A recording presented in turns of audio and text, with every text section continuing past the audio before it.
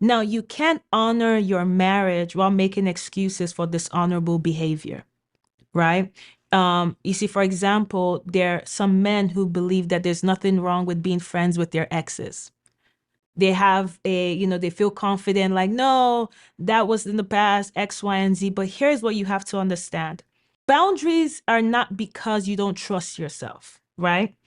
It's not that you put boundaries because you feel you have feelings for your ex, for example. No, boundaries are to protect you from crossing a line as a default response when the lesser you shows up.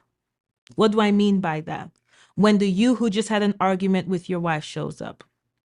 When the marriage is real. Your wife, maybe she's, and she's pregnant and she's just in a space where pregnancy can bring out very interesting things in women, right? You might be horny and she's just not willing.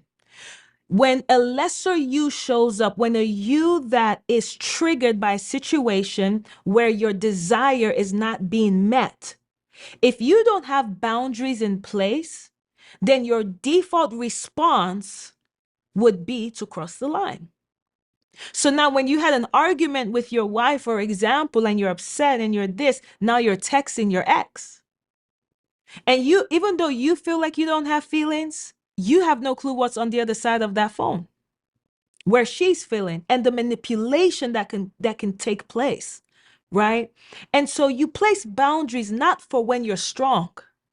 You have boundaries for when you're weak. So it's consistent that you don't default to a behavior that could cross the line. You see, something I've learned is that sexual immorality is often the fruit of a lack of physical and mental boundaries. Where there is no boundaries, that's why people are like, oh, it was a mistake. I didn't mean it. I didn't da da da da da. How was it? There was no gun to your head. You know how it was a mistake? You had no boundaries.